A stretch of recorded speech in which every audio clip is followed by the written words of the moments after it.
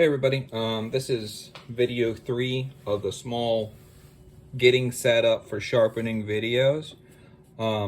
This is the lapping, sorry, and flattening part of the stone. I do this to all the stones that I have.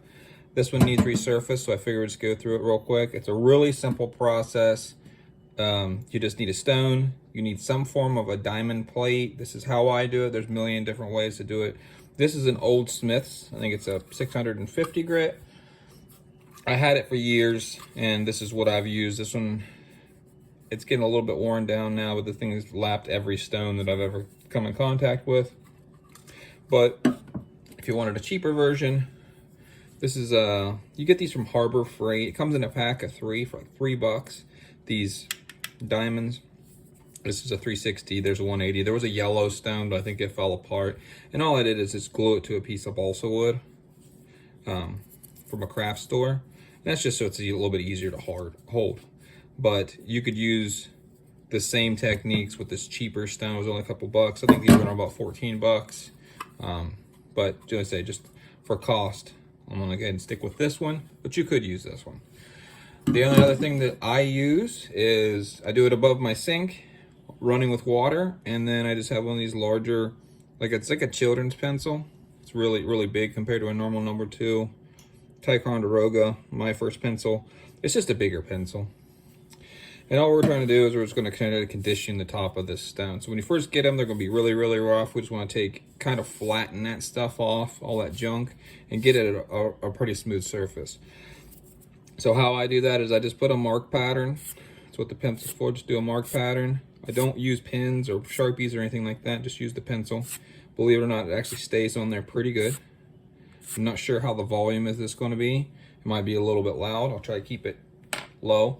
But we're just going to surface this stone. So I just run some water real quick on my diamond plate and on my stone. And try to stick with a figure 8 pattern. You just gotta wanna move it around. Sometimes if you have a smaller stone, it's easier to put this on top of it and lap it that way. But these are roughly the same size. So just get a little bit of water on both surfaces. I'm gonna do a circular pattern and I'm going to try to flatten every surface on here. So whatever pattern you want, I try to end it in a figure 8. The figure 8 looks like this. And that just kind of makes it so you don't cut grooves in it. But just keep it in a random pattern seems to keep that from happening also. We're coming in pretty good. So let's get it a little bit cleaned off. And like I say, the stone will shed its abrasive. And looks like we're getting pretty flat. We're going to go ahead and just finish this up, try to take all those light marks off. Now, if you have one, turn it off for a second. If you have over here is really crisscrossed, even though you're going really flat, I would suggest working on the side that eroded quicker. You might have a very high spot on your stone, but just work on that for a little bit. And then, like I say, I would just work on it like so, just for a few seconds, and then just try to go the distance of the same stone. If it's still eroding up here, not eroding here, just go back to that spot again. And then what you're trying to do is you're trying to take out anything high and then transition, because you want the entire thing to be as flat as you can get it. So again, it's all I use. If you need to remark it, go ahead and remark it. We're going to finish this real quick. Hopefully this isn't too loud for the video. Just try to keep a random pattern so I don't cut strange grooves or anything. Just trying to take off any of those high-low spots. And I'm going to say this is probably going to be pretty good. And as a finishing step, so conditioning, I don't really ever put anything on my stones. If this was an oil stone, conditioning, how I think about it, if this had like a wooden box that it went in, I was constantly, whenever I thought about putting more oil on it, so it would soak into the stone, so I wouldn't have to add oil. These ones I use with soapy water, because everything drips right through them. We'll go over that in a later video, but this is just how I lap and flatten. I'm gonna do just this very area down here. This one's higher over here because I can still see the pattern here. I don't have a pattern here. This is higher than this, so. It happens. You don't have to do this all the time. This hasn't been flapped or flattened in probably close to a year, year and a half. And this needs quite a bit of use. And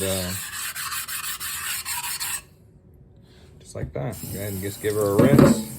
You see all the particulates come off. You really just need the stone, the pencil, and a diamond plate. Like I say, you could use that other one. Now, when we get to the end, you don't want sharp edges because you just lowered the surface. The edges might get sharp. So I just take it and run along the edge here real quick and just try to take that, give it a shoulder off the edge,